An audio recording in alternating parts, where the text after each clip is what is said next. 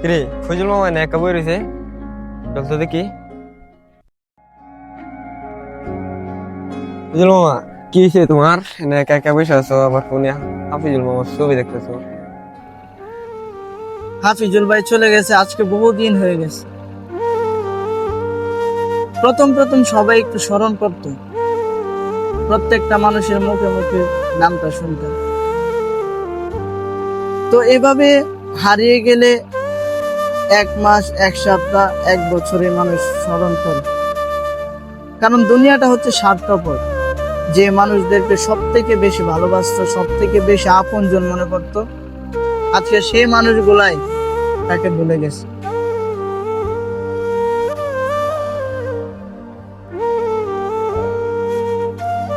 যাদের জন্য এত পরিশ্রম, এত কষ্ট করত, সেই মানুষগুলোই ভুলে গেছে। তো এখান থেকে একটা জিনিস বুঝতে পারলাম যে দুনিয়াটা হচ্ছে স্বার্থপর, স্বার্থের পাগল। আজ আমি তাদের মাঝে আছি, তাই আমাকে গুরুত্ব দিচ্ছে। কিছু মানুষ ভুল করে যে একটা কিছুতে অবহেলা পেলে সে কি করে, নিজের জীবনটা কেড়ে নেয় নিজে। তো আমি এখান থেকে একটা জিনিস শিক্ষা পেলাম যে আসলে দুনিয়াটা স্বার্থপর। তুমি আজ বেঁচে আছো, তোমাকে মানুষ গুরুত্ব দিচ্ছে, তোমাকে মানুষ স্মরণ করছে। আজকে তুমি দুনিয়া ছেড়ে চলে যাবা, তোমাকে 1 সপ্তাহ, 2 সপ্তাহ, 1 মাস, 2 মাস তোমাকে স্মরণ করবে, তারপর তোমার কথা কারো মনেই আসবে। আমার এই ভাইটা হাসি মাখা মুখ নিয়ে যখন প্রত্যেকটা ঈদের মধ্যে নামাজটা শেষ করে মাকে সালাম করতো, সবার আগে মাকে বুঝতো যে মা কোথায়, মাকে এসে সালাম করতো।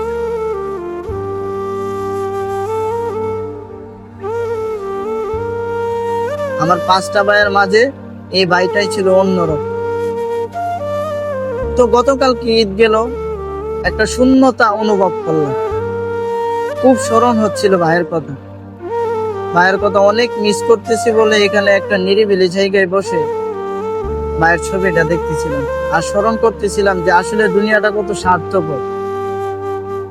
কারোর জন্য কোনো কিছু থেমে থাকে না।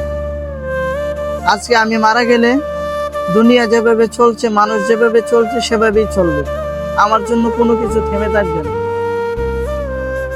তো সবার আগে এটাই ভাবলাম যে দুনিয়ার মায়া পরে আগে আল্লাহ তাআলার ইবাদত করতে হবে।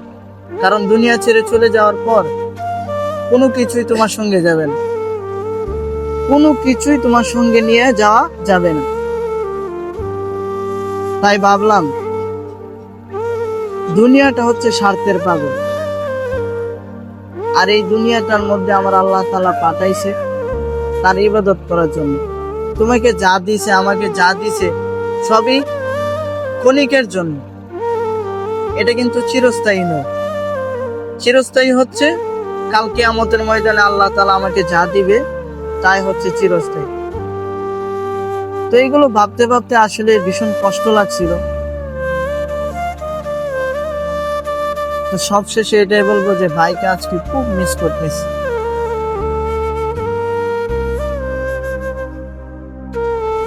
আচ্ছা মামা, তে চলো বাসায় যাই, এখন তো কষ্ট পেলে কোনো লাভ নাই। চল যাই। চলো।